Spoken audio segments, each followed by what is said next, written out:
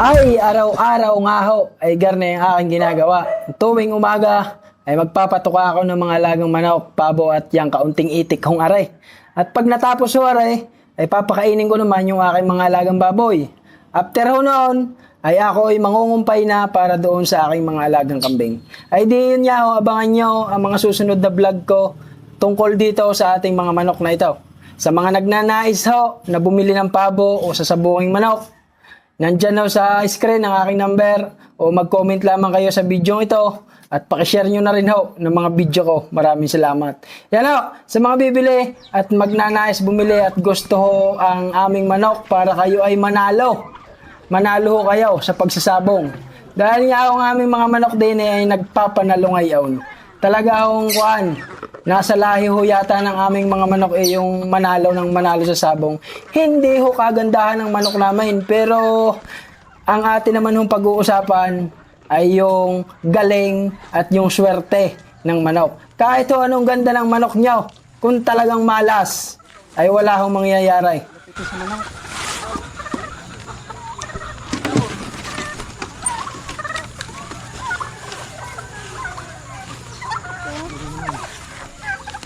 Yan, dyan ka na.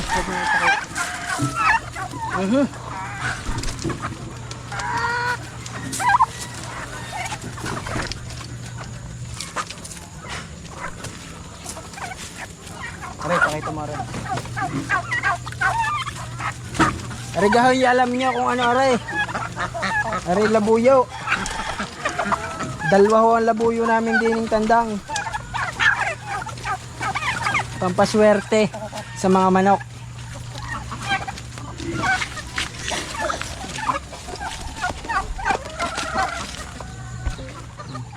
Yeah. Ano pa ho ang isa?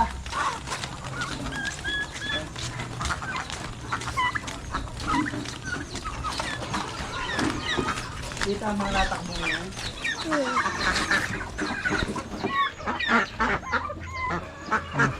Dini, aray. Matakbohin mo doon para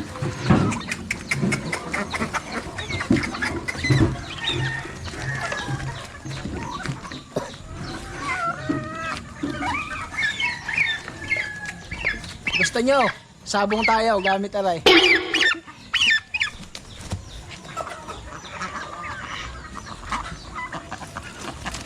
Daming itik lang ang problema yan, laki. Ang dami.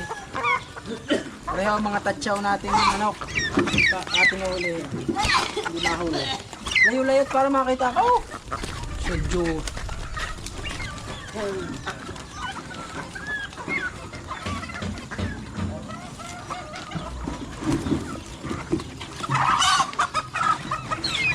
Pareho isang tatsaw na gold. Layo-layo. Kita ga.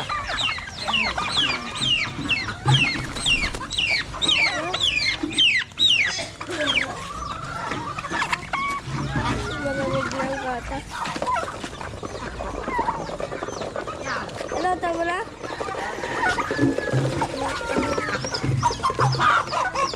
Ano pa isa? Laki.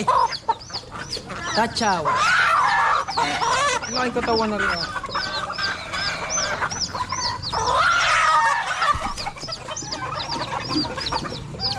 Ano pa isang gold.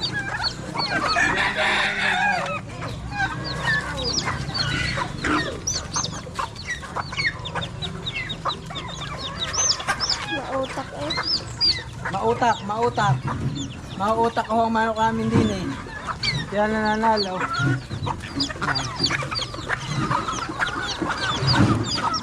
Marami ho din yung mga tatsaw-tatsaw ngayon.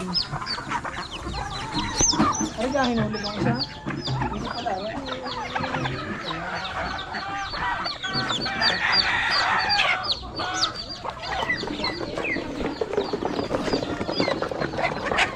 Yung itik na yan, pinamay. Yan,